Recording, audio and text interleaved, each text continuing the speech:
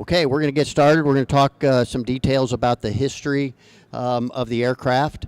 As I mentioned, we have a panel of our pilots. You can see, we'll get them up here in a couple minutes. 3 chairs up there. We actually had 4 guys who were planning on sitting on our panel, but then we went flying, and the 4th guy just didn't come back. 1 guy got it. 2 guys got it. That's him.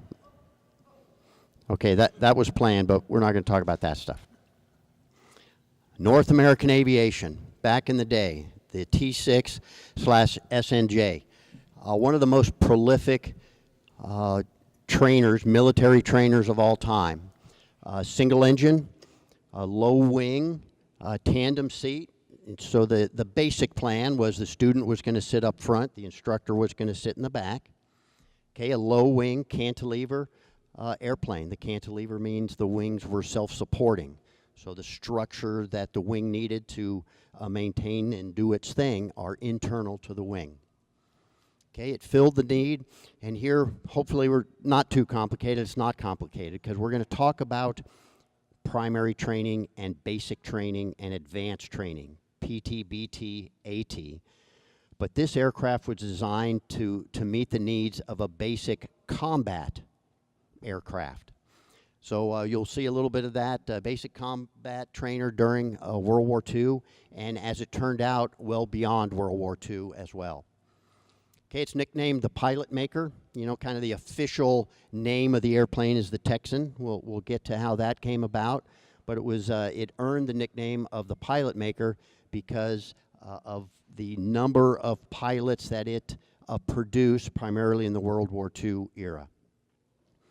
Some of the common nomenclature that this airplane is called, the Army Air Corps, Army Air Force, back in the day, called it the AT6, again, Advanced Trainer. We'll get to that more specifically. The Navy called it the SNJ. They had their mnemonics in their way to designate the airplanes, and it was the SNJ. The British Commonwealth, so the Canadians as well, called it the Harvard. And then in '48, when the United States Air Force stood up as a separate service, they dropped the A and it became just the T6. So here's where it started. First flight of the NA-16, and when you see an NA, that's the designation that the company, North American, gave to their different models as they went through the years. And we started with the NA-16. They went all the way, they being the company, North American, went all the way up to NA-198. So they were constantly making mods on this airplane in the 15-ish years that they were producing them. So we start with the NA-16. Here she is right here. First flight in April of '35.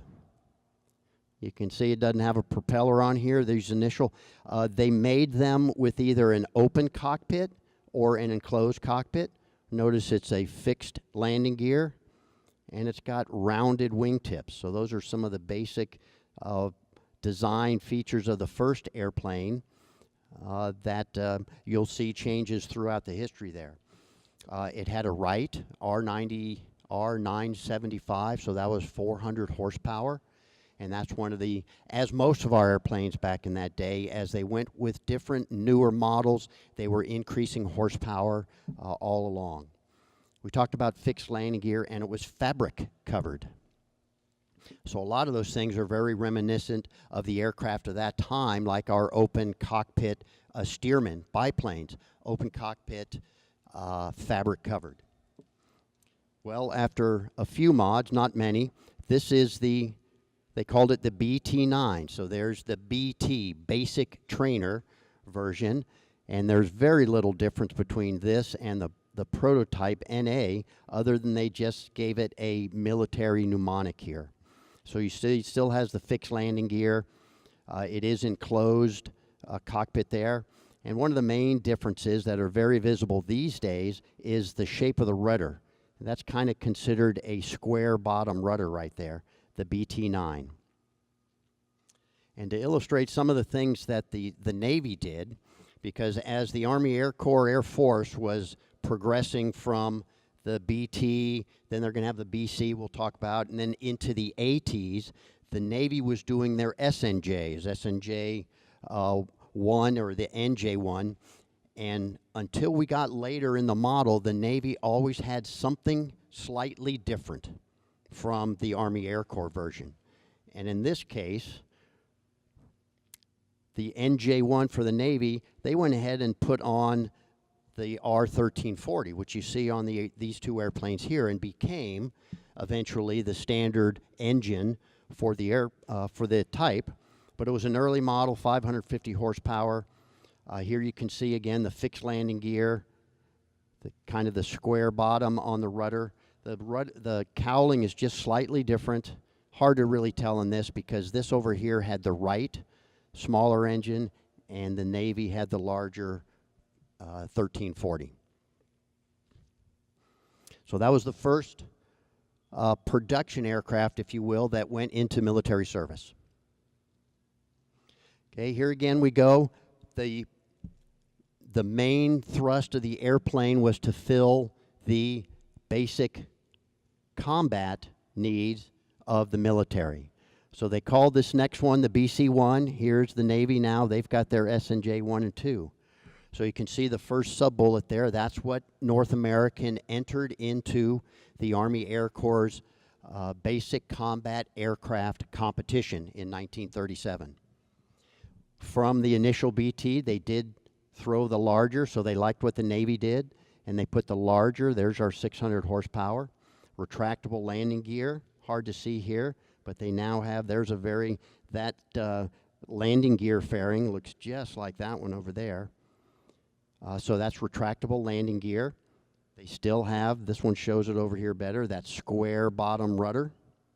It's now aluminum skinned, so they progressed beyond the fabric covered. And though they didn't have armament at the time, they now had it wired and structured internally to accept armament. And I went too fast. All right, keeping up with the Joneses here, the SNJ, the Navy did something slightly different on their 1s and 2s, vice the BC, and they put what later became the standard squared off wingtips, and that's about the best photo I could get for you of an SNJ-1 with the square wingtips. Okay, here's the thing I alluded to a little bit earlier. Back in these days, so this is early 40s, as we are starting to gin up, both the Army Air Corps and then Air Force and the Navy at the time, early 40s, used this as their main military flight training. So they had their primary trainers, those were the PTs, like the one we may see out on the ramp flying today, and there's a very common one that we all know about, the PT-13 or PT-17 Stearman. Then they went to the basic trainers. We saw that on a previous slide. North American, one of their earlier versions of these airplanes was the BT-9. So that was your basic trainer. And then they got into the advanced trainer.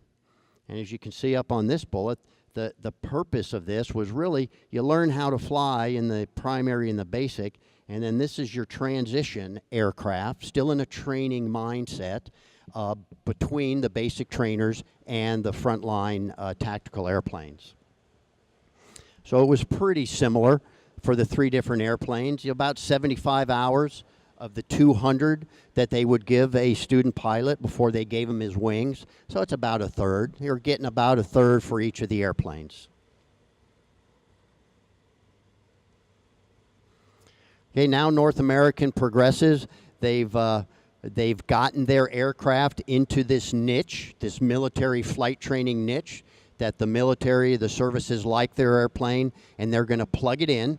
So in essence, they won that basic combat trainer competition, and they're going to get their aircraft into the AT, the Advanced Trainer Pipeline. So this is their first aircraft you can see here.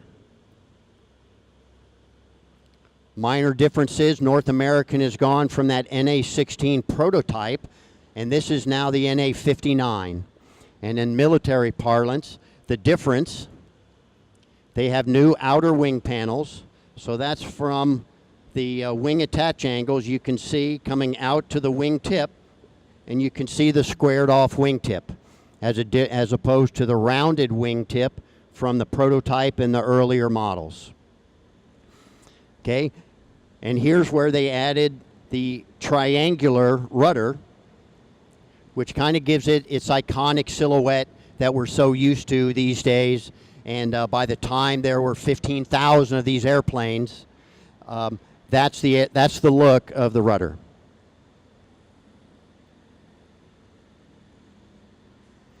Always on the move and continuing to improve things. Now we're up to the NA77. The differences from that previous one is they added a new version of the 1340.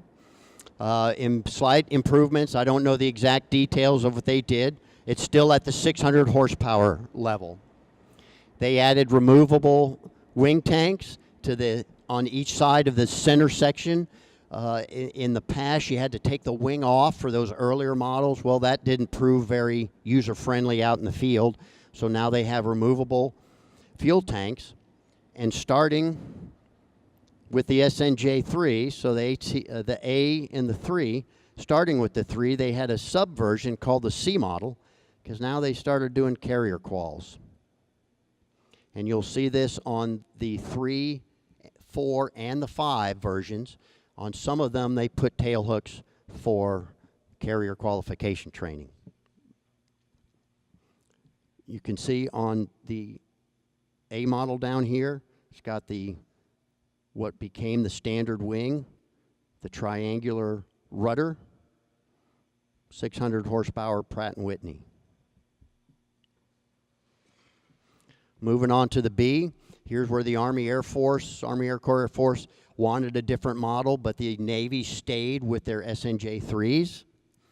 Okay, so from the A model, this was the version where they really started to put armament, machine guns on the airplane. It had been provisioned for it previously, but now they started putting guns because that was one of the roles, basic combat trainer, to start bridging the gap between I'm just going to learn how to take off and land, and now I need to learn basic gunnery. So starting to shoot the guns. Whoops, I went backwards, didn't I? Sorry about that. So here, minor change here. Here's the 1340, the AN1. It's still the 600, but that then became, at this model of the airplane, the standard AT6 SNJ engine, which we see. That's a 1340 AN-1, and I believe this is as well. So that became the standard engine. And there's the 30 caliber machine guns. It could take 3, one on top. I'm sorry, I could not find a photograph that was worthwhile with an actual gun in it. But you can see the little bulge right here on the top accessory panel and the changes to the cowling right there that allowed a 30 caliber machine gun that the pilot would cock in the cockpit, and then they could shoot from the cockpit there. There were also provisions in the wing.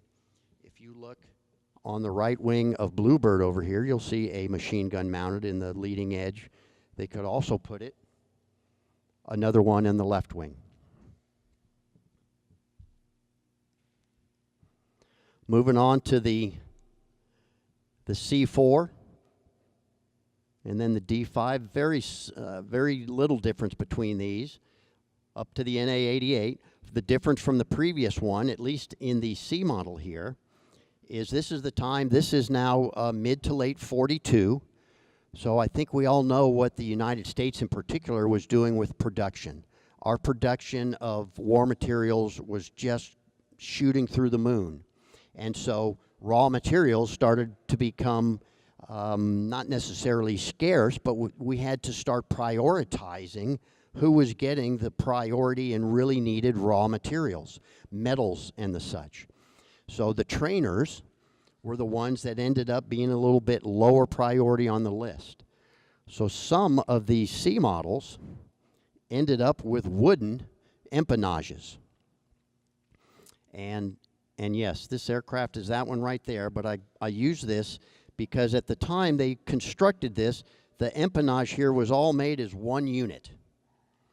One unit, and then it was, as you can fairly clearly see, just screwed on and attached to the forward part of the fuselage.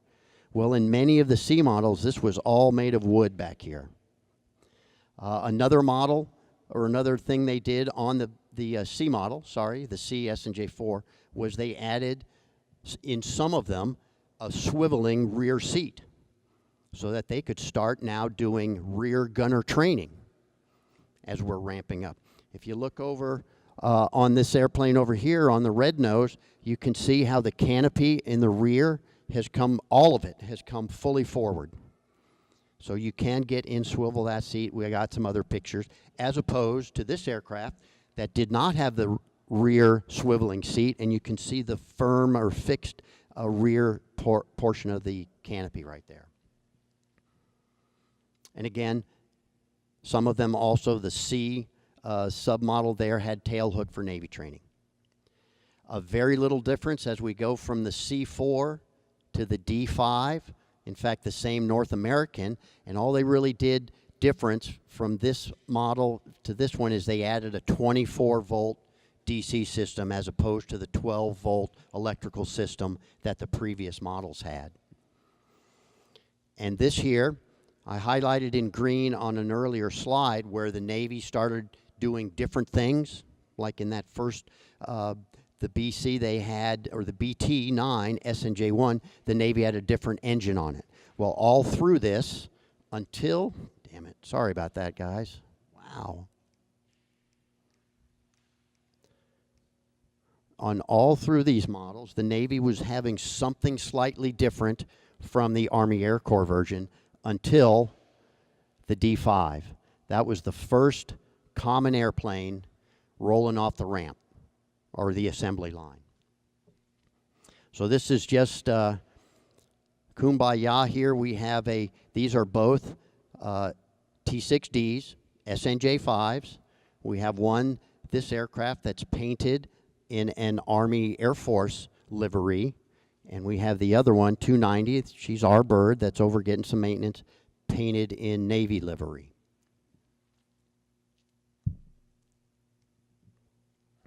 And then on to the AT6F and the SNJ6. So now we're all the way up to an NA-121. The difference, which I just can't show you, is they strengthened the whole airframe from the D models and the 5s, and they put this clear rear section of the canopy on it. So as you can look over at this one, you can see that this rear section has plenty of formers in there and structure, metal structure to support the plexiglass. But when they went to the Fs, that's about the only big difference that's visible, is this rear clear center section. Now on to the G model. Notice the AT is gone. So this is post-1948, where the Air Force is now a separate service, and they decided to drop the PT-BT-AT training system has become history. They're no longer doing that, so it's just now the T6. And the Navy's continuing. They're doing the SNJ-7. So these were not new builds. These were, let's go back and find good ATs and SNJs from our earlier models, and let's modify them. Let's put larger fuel tanks in, 110 total to 140. They improved the cockpit layout. They included the steerable tail wheel. That's what we currently call, some people call the P51 modded tail wheel. Previous to this, all non-modded airplanes had swiveling tail wheels. That's all you had. So you taxied with rudder and differential braking. You didn't have steering like they have in the Mustang.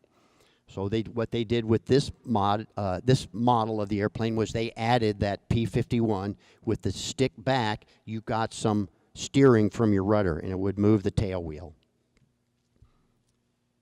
And I'm out of control with my little device up here. Okay, and then they simplified the canopy. So a good illustration of that in this photo. These are some modern day. Notice how these canopies all have lots of metal structure in all three pieces, right? The front portion that comes aft, then you have a stabilized center section, and then the rear part of the canopy goes forward. They all have that structure, where in the G model, notice how they've gotten rid of that. So they've simplified, you can see it a little bit here. They simplified the canopy. And now we're into Korea. And what the Air Force does, is they take those T6Gs and they modified them, added some additional armament or capability to put armament. You can see some pylons under the wings here. They would carry rockets for spotting. They could put a centerline tank on the centerline, or they could put a 30 cal machine gun under there as well. So they just beefed it up with armament because it flew into Korea and did combat sorties as battlefield surveillance and also as forward air controllers. So mosquito facts, directing the fighters coming in, finding where the bad guys were, and then directing the fighters and attack aircraft onto them.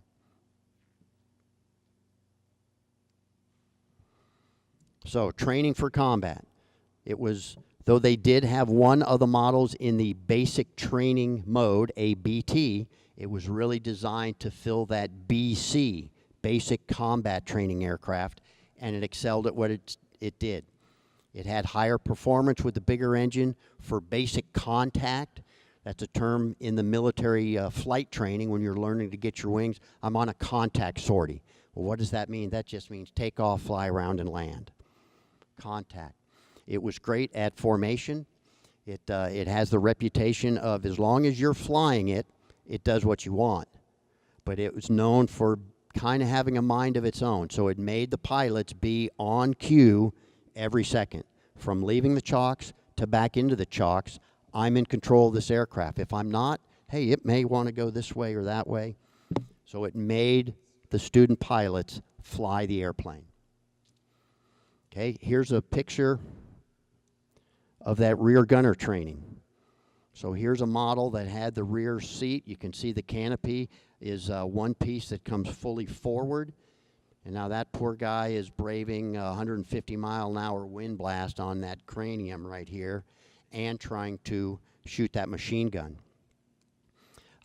We like to talk these days about having a real good briefing within your flight. And this goes all the way back. Talk about needing a good briefing between the pilot and the rear gunner. This had no dead zone, automatic dead zone for that machine gun. So that rear gunner could shoot off your rudder in a heartbeat.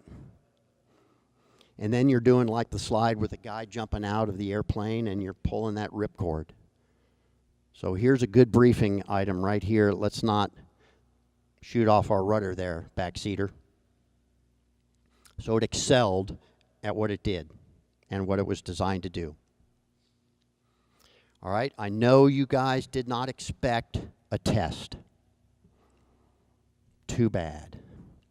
What is this? I'll give you a couple clues. It's not an AT6 or an SNJ. And though the film or the picture's a little grainy, I wasn't there in the Philippines in 1941 to take this picture. No, keep going. Note some of the sub-bullets there. It's got a Pratt 1820 in it. So it's got the 3-bladed prop. It's got 5 machine guns. It's hard to see them. You can see a slight difference up here on this closer airplane. They've got differences up in here to load machine guns all around. This is a North American airplane, all based on that NA-16 prototype. Any guesses? I only had one guy guess. No idea. Okay, I'll take that. It's the A27. Okay. 3 nights ago, I never heard of the A27. But here it is. So that's the attack version of that basic Combat 1 several slides back. One of the reasons, you know, they had 1 squadron of these in the Philippines in 1941. What happened in the Philippines in December of 41? We got creamed. We got creamed, right? And so every one of them were smoking holes without even taking off. Global impact. Several 100,000 pilots got their wings in one or more versions of this airplane. Okay, 34 different countries flew it over a 25-year span. Though it was retired from the U.S. military in the mid to late 50s, several nations flew it as a basic trainer well into the 70s. So we've got the Colombians, Royal New Zealand, the Syrians, the Spanish, and where this is the South African Air Force, flew them as military gained airplanes until the 95. We're going to see a little bit more from those crazy South Africans maybe on this next slide. Nope, one more. So post-military, the airplane has enjoyed a wonderful life after the military, similar to the P-51, right after World War II. A lot of them go to the chopping heap. Some of them, like the P-51 and the T-6, had roles in the military after World War II. And that's why we tend to see more of them around than some of the other airplanes. This airplane, I know the history of it. It was stricken in '57 from the military. And then we start seeing it come back to life in '75 in the logbooks, coming back onto the civilian registry. So you see them a lot at air shows. They're very popular at air shows. That's the Aeroshell aerobatic team on the top right doing their thing. They're air racing. So here, this is 2014. We were hoping to have Chris Rushing with us today, but he just became unavailable, so that's his airplane leading. We wanted to talk a little bit more about that, but we had to be flexible. So we were flexible. You see them a lot in movies. This is a group called the Condors that are active flying out of Van Nuys. You can see one of those airplanes is painted up like a German. So back in the 60s, that's kind of where they stood up and became a known entity, is doing movies. Paint the airplane however you want, and the T6 was close enough in form to be a replica for a Zero. Here's an aircraft, this bottom one, that is not a Zero. That's a T6, modified to look like a Zero. So it gained a lot of good foothold in movies. If you watch the movie, go way back, Tora, Tora, Tora. You see there's a scene where the guy lands his airplane on the carrier, coming with an updated battle plan, and it's a T6. Okay, some factoids. Just under 15,500 of all the models of this aircraft were built. The Texan, how does it get called the Texan? Well, the North American plant that was producing most of these early on was based in Dallas, Texas. So that was a pretty easy name.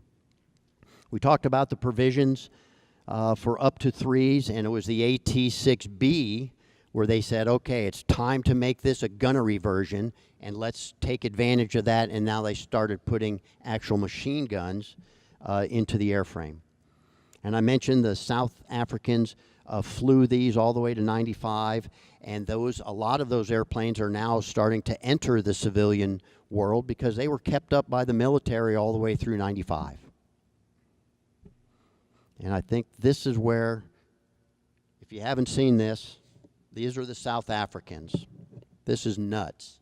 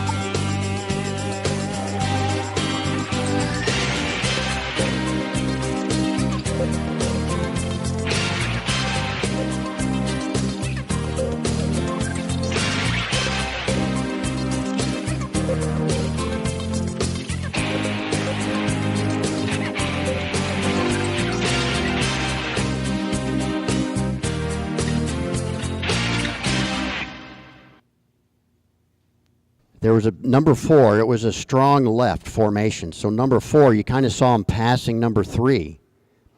He can't pull the power back. So very interesting. I think Mike's going to do that for us today.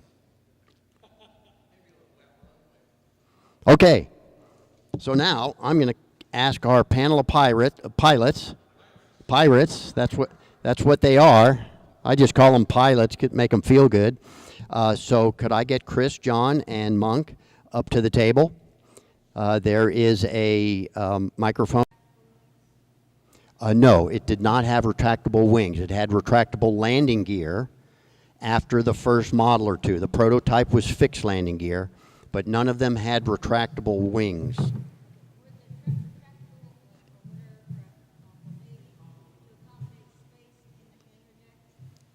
No, because the airplane, I'm going to turn this over to, okay. The question was, in essence, how did the Navy then put the aircraft on a carrier if it didn't have retractable or foldable wings? And they did not. The Navy did not store the airplanes on a carrier. They either had a small carrier or a carrier that was out of commission or a platform out in the middle of the water that the airplanes would just come, land, do their carrier landings, but then go back to shore.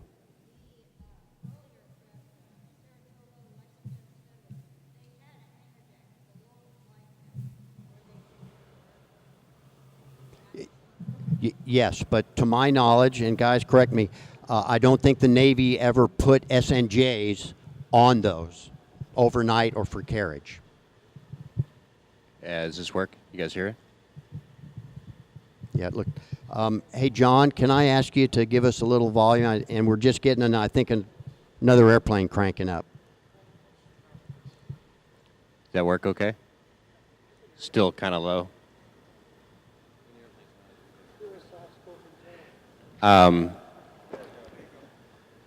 The Navy used the USS Wolverine and Sable. They were converted coal-powered passenger steamers out on Lake Michigan to do carrier qualifications for the SNJs, or well, just Navy pilots, but they used the SNJ as well as Corsairs, Wildcats, and Hellcats, and whatever they were flying. But like Rob said, they did not take them down below decks. They'd just have a squadron fly out, land, do their carrier quals, and those that didn't have hangar decks on them. And they were considerably smaller ships than the fleet carriers, but the Navy actually liked that because they figured if you could land on the small boats, you could land on the bigger ones. So, yeah, but they did use other aircraft carriers, but I don't think they stored, like Rob said, below hangar decks. Next question, please. Yes, up front. Question for all three of them. What are some of the bad characteristics of the T6 when you're first starting to fly? All right, Chris, what are some of the bad characteristics of the airplane when you're first getting time in it? Well, for me, first starting to fly it, I was, of course, talking to the other pilots that had flown it before me, and it seems to have a reputation for being a tough airplane to fly, which, like Rob talked about earlier, it can be if you're not in control. The airplane, it will teach you if you're not controlling the airplane, it'll control you. So if you're lazy with it, you can get into trouble. But I think the reputation of the airplane being tough to fly, hard to fly, was kind of tough to overcome. It's a little intimidating at first, but other than that, I mean, if you've got some basic skills, you can fly the airplane. It's just you can't be lazy with it. That's all. John, same question. What were some of the bad characteristics you experienced or had to overcome? I would say, tail dragger wise, mainly since it's heavy, when it does get a swerve, it wants to keep going. Most lighter aircraft, you tap the rudder and you stop it right away. But in the T6, sometimes it doesn't change anything. So you got to add more, and then, so it's heavy. The other thing that it's done on me a few times is if I'm in a crosswind and you're landing, for example, and you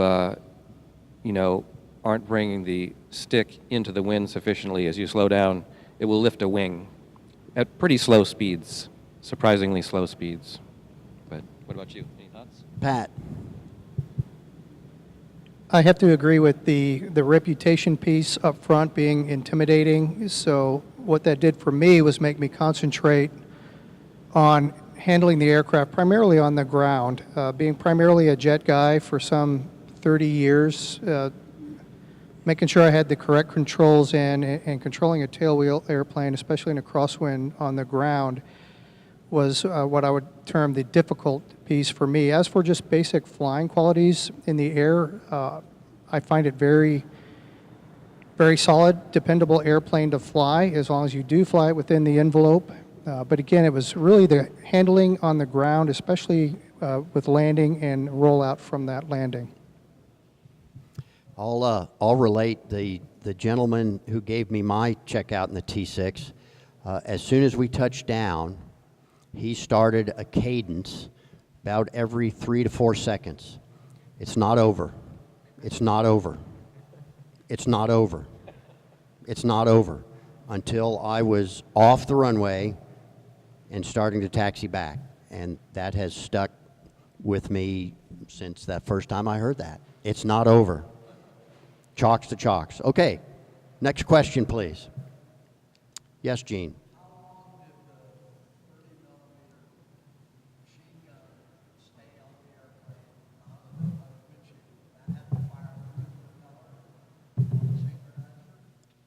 Question was, how long did the 30 cal stay up on the cowling and shoot synchronized through the propeller? Let me handle the synchronized, and then that was a known technology at the time. That was figured out and solved in World War I by the Fokker company to use some kind of synchronization with the engine to fire bullets through the propeller without taking the propeller off.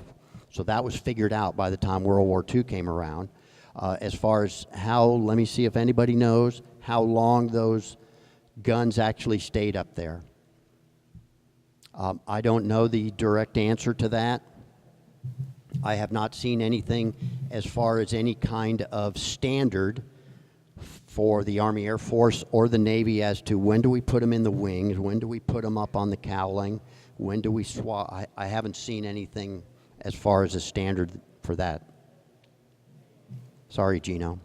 Next question, please. Yes.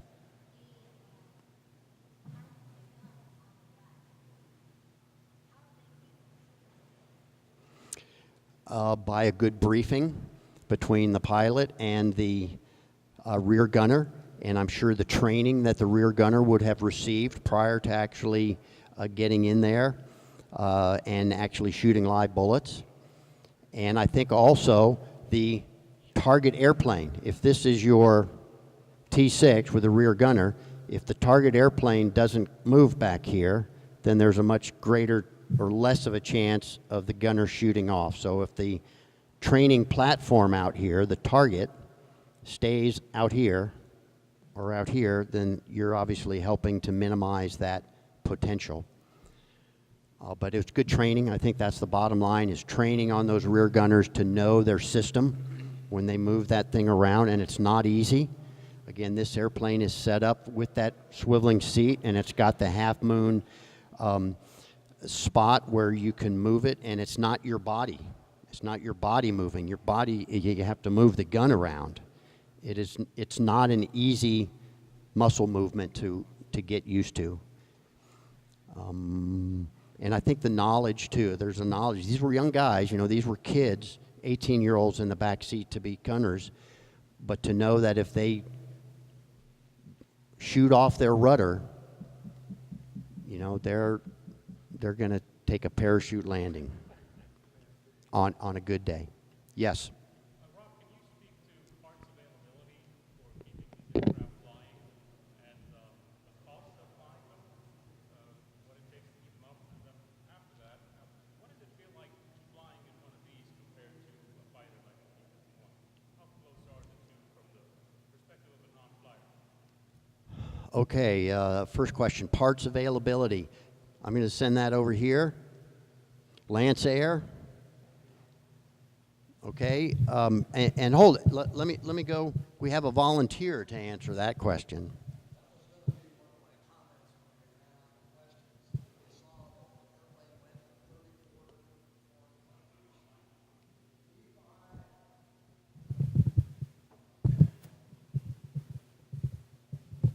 The airplane had gone to 34 foreign countries, as you shown, and I was going to comment that we buy all of our parts from Lance Aircraft in Dallas, and Maury went to 30 countries after the war when everybody was phasing out of the SNJs and T6s, and he bought up all the airplanes and shipped them to Dallas, and he's still got a warehouse full of airplanes on the East Coast.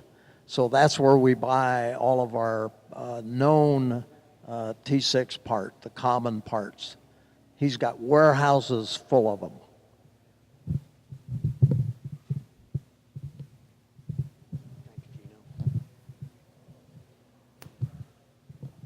I think the other question was, how does it compare? Money. Oh, You wanted to yeah. know money. We try not to think about that. You know, it burns 30 gallons an hour at, you know, $5 a gallon, or, you know, you can do the math there just in fuel alone.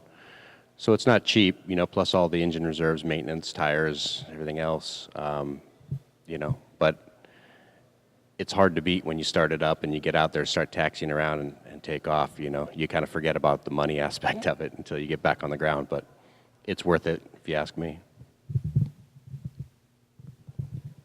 Cheap labor helps. Yeah, it does help when it's in a museum and you're not really paying for it. The museum's paying for it. From private ownership, when you add in hangaring and paying for the maintenance and insurance and fuel, you're probably in the vicinity of $400 an hour to own and maintain an airplane after you buy in, and I think based on our recent experience, a reasonable quality T6 on the civilian market is going to cost you between $160,000 and $200,000. Okay, any other questions? Because I have a couple pointed questions. You guys thought you were going to get off easy. The last one he had is how's it compared to fighters? Thank you very much. I think I kind of like the, it's a bit of a joke, but it's true as well, that if you can fly a Mustang, now you're ready to be able to fly a T6. You'd have thought it was the other way around, but that does go back to this reputation. It makes you fly it. And I've had people say, well, you're the pilot, you're supposed to be flying it.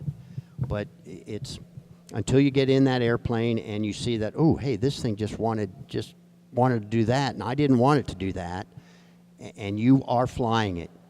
Fly the airplane, don't let the aircraft fly you.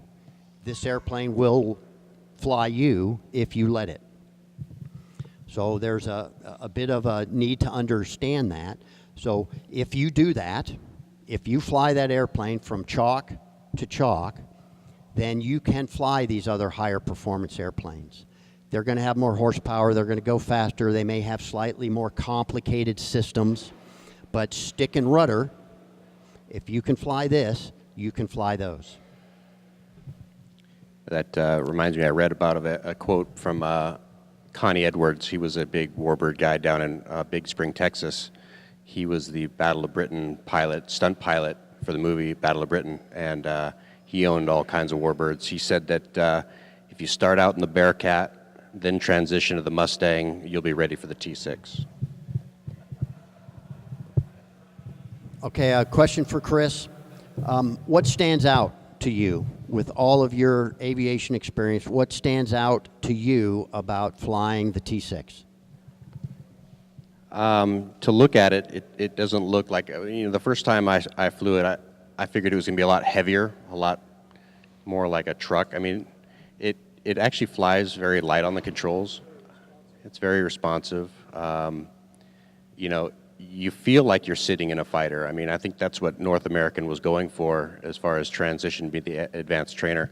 And when you're sitting in the front cockpit, it feels like you're in a fighter. It's comfortable. There's plenty of room in there. You know, it doesn't have great performance like a lot of the fighters. You know, you can get away with doing maneuvers just by horsepower. You know, this you have to be a little bit more finesse when you're doing, you know, aerobatics and things like that. Matter of fact, I'm going to point out Jason Sand back there. He and I were doing some training in the SNJ when I was doing my first fighter check ride, and I was in the back seat, and we were doing Cubinates and rolls and things like that. And he says, "Well, let me see it, and I'll, you know, I want to try it." And we went up over the top, and I guess he didn't like what he saw, and his comment was, "Well, this is no Bearcat." I said, "Well, no, it's not." But so you can get away with things in the higher horsepower stuff that, you know, you can't get away with this. But then again, that can get you into trouble too. So that's what stands out to me. Thanks. John, hopefully not the exact question you answered earlier, but what do you find is the most difficult aspect of flying the Texan? I'd say probably the landings. Yep. Yeah, landings. If you have a crosswind. Also doing training with people who are learning, which I really enjoy. I love doing that. Knowing how far to let them go before you give them a little help is always interesting. But I love flying. I love giving rides in it. I like letting people fly it. That's one of the cool things about taking a ride in the T6, which you can't do in, you know, the fighters. You can, you know, a passenger can actually fly it, see what it was like, you know, for those young kids in World War II trying to figure that thing out. Monk. I needed to read it again. Talk about going from jets to the T6. After about 30 years of, just under 30 years of flying jets, I got a chance to fly a turboprop for about a year and a half. And for me, the transition to a T6, the challenge started with two areas, really. Number one, the throttle quadrant. Instead of just having all I had to do is go fast, go slow, that kind of thing. With the power, now I had to worry about moving the prop and the mixture control as well as the throttle. So really the mixture, because I'd already worked with the prop a bit with the turboprop, but just making sure I knew what I was doing with the mixture, in what order to move things in various regimes of flight there. So that was a challenge. And then after really not using much rudder for about 30 years, using the rudder in this airplane has been a bit of a challenge for me. I think I'm the lowest time S&J guy up here. In fact, today I should be getting my 10th landing for insurance purposes, and that'll make me good to go with this airplane right over here. So between the rudder and really the mixture, taking care of that engine, doing the right things to keep that engine running right throughout the regime were the two biggest challenges for me. Okay, last question to the group. Have any of you flown a T6 without a steerable tail wheel? I haven't, but once in a very strong downwind taxi, I wanted to keep the elevator forward, and so the tail wheel was free, and it was not fun. It was almost better to keep the, you know, stick neutral, have the steering, and still have a little bit of down elevator, but not full, because it's definitely a different animal. Yeah, it's a different animal, and that's something that these days, most of them have the P51 mod I talked about, where you can free swiveling or get a steerable tail wheel with your rudder. Most of them had that mod just because it's so pilot friendly. But I have flown one airplane that did not have that, and it is a different game. And I can clearly see where that, especially on landing, I agree with John, that's, I think, the most difficult phase of flying this airplane. And if you don't have a steerable tail wheel, I can easily see where that has led to the reputation of the T6 of every fraction of a second you are flying that airplane and making it go where you need to go, because it's eye-opening.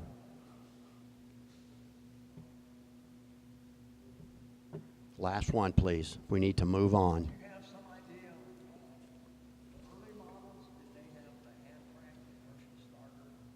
People stood out there on the wing and hand wound up the inertial starter? They did. I don't know too many of the details. I don't know which model where we went in the progression actually got a starter switch, but you can see that is a great question. You can see the hole just behind the white stripe. That's the port for a ground crew to stick a rod in there and be able to crank the engine. And I'm going to go over here and touch this thing.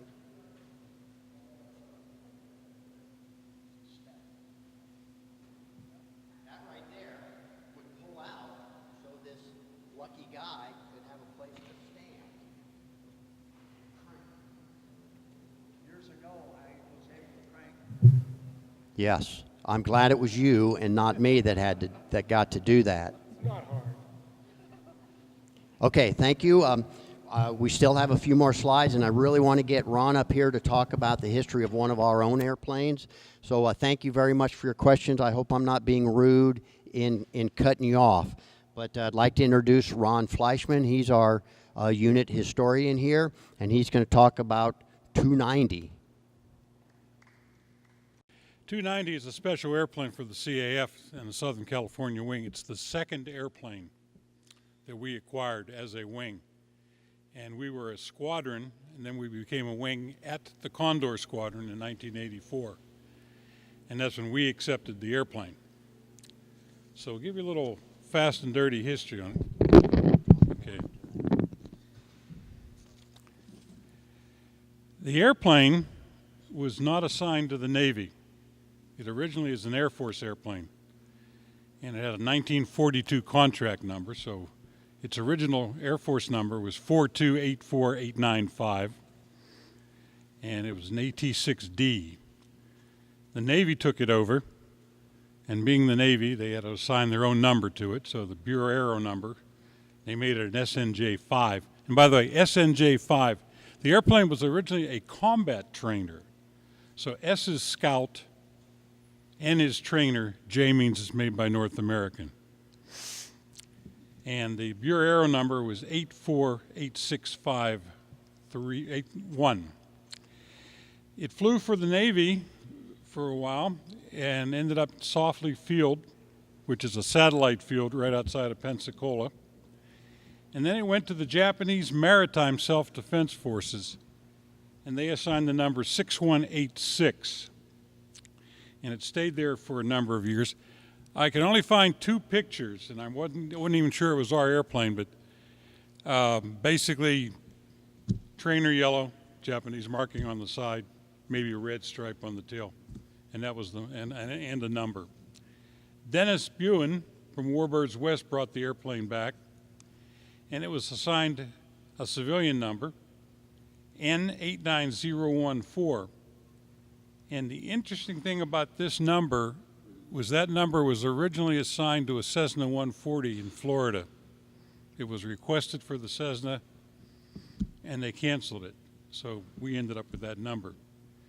A gentleman by the name of Brandon O'Brien owned the airplane in 1979, and it was given at the investiture ceremony we had in 1984 at the Condor Squadron. Now, a couple quick notes. Rob just touched on it. The silhouette of the airplane is vaguely similar to a Japanese Zero. So all during the war, if they needed something to attack one of our airplanes, Hollywood, go visit the Army, paint it green, put a meatball on the side, instant Japanese Air Force. It wasn't until the advent of the movie Tora, Tora, Tora, where they took BT-13s and AT6s and chopped and spliced and pasted and got Kates, Vals, and Zeros out of it. And when they asked the producer of the movie, why are you going to so much trouble to do all of this? And he said, there's a whole several generations of American kids that think Pearl Harbor was attacked by T6 Texans painted green with a meatball on the side. We've had the airplane since 1984. It's been our standby. It's been our ride program. It's been our trainer airplane. It's been a good airplane for us. Now, when it went to the Japanese Self-Defense Forces, one of the things that we acquired, and I'll have these on the table, you're welcome to look for it. We have this exquisite Japanese book with beautiful Japanese calligraphy telling all about the airplane. It's beautiful. I can't read a word of it, but it's all in Japanese and it's pretty. You're welcome to see this. The numbers on these airplanes dance around when you start researching things out. We have Dennis Bowen brought the airplane back in 1977, and the Japanese say they had it till 1966. So the numbers, they do jump. It's been a good airplane. Quick aside, 1984 was a very, very significant date because that was the date we went from being a squadron to a wing with 2 airplanes. We swore in Robert Stack, the actor, as an honorary CAF colonel. And at that point, the bylaws had just changed, and we swore in the women, the ladies, could now become colonels. So at that point, 7 of our lady colonels signed up. And at that point in time, we were per capita had more female colonels than any other wing in the CAF. The only lady colonel left out of that original batch is Pat Braun. She's, like me, one of the old farts with a 4-digit serial number. So as I say, it's been a good airplane. It's done its job for us. And it's long-lived. The airplane been all over the world. The last British pilot to be trained in an AT6 Texan was October of 1955. And there are other countries still using the airplane as a trainer. And that's about all you can say about the airplane. We've had it since '84. It's done yeoman service for us. We've had to pick it up a couple times when it's kind of stumbled and fell. And outside of, it's been said in many ways, in many forms, you know, if you ought to fly the P-51, this is the way it was put to me, you ought to fly the P-51 to learn how to fly the T6. And most of the guys like it. They say it has a couple raspy characteristics. Like you say, you got to stay with it. And that's the history of our airplane. And I'll have the logbooks if you'd like to take a look at them. Oh, it's a Dallas airplane. We were checking to see whether it was an Englewood airplane or a Dallas airplane. This is a Dallas airplane. Okay, thank you.